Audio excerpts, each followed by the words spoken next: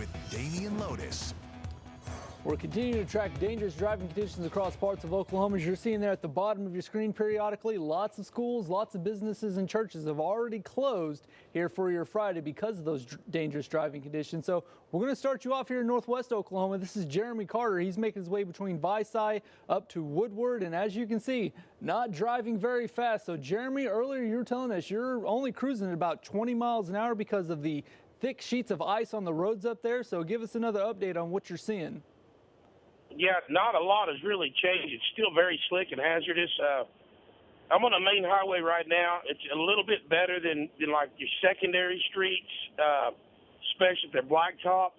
If there's a slight grade, it's nearly impossible to maintain traction to get your way up and down the road. But on the highways, you can get to moving very, very slick, very hazardous, even though you can get to moving. I'm not comfortable really going over 20. Maybe 25 miles an hour. As soon as you do, no telling when you can lose control. The best thing to do is keep it slow and pay close attention. Back to you, Damien. Jeremy, so far Jeremy hasn't been looking or seeing any reports of wrecks out there, but he's on the side roads and it's not very populated up there for some parts of northwestern Oklahoma. But we've already seen that I-35 southbound in Moore at 12th Street between 12th and 4th has been shut down because of wrecks, and it's not even at freezing right there. So let's go and switch over and show you what we're looking at here for Oklahoma City.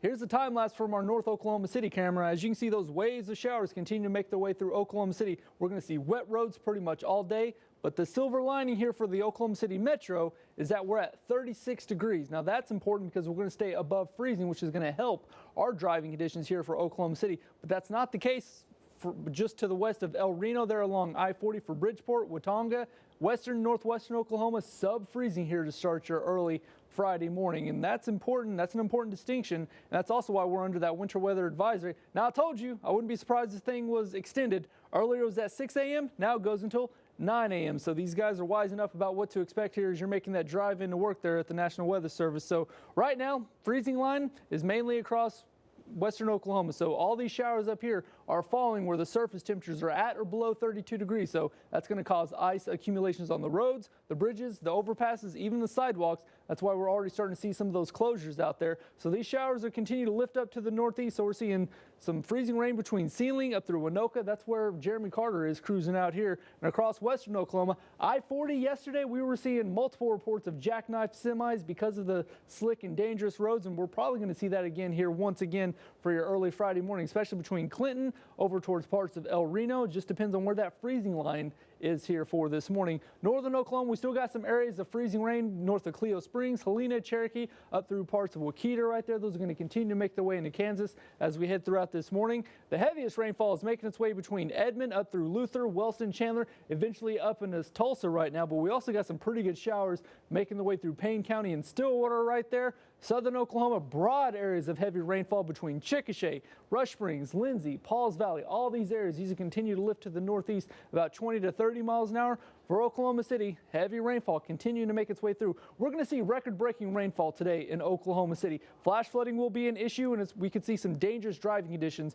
for this morning. That's what we're going to be looking at. And because of those dangerous roads, western and northwestern Oklahoma, we could see broad areas of freezing rain and ice accumulations on the roads. Slick spots possible here for Oklahoma City. We also have that report of I-35 southbound shut down in Moore.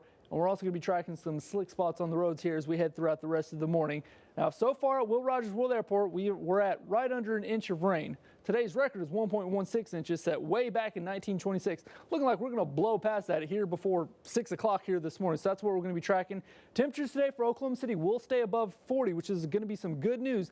And we're going to see some on-again, off-again shower chances pretty much all day. Now, right around sunset, that's when the rain's going to end here for Oklahoma City.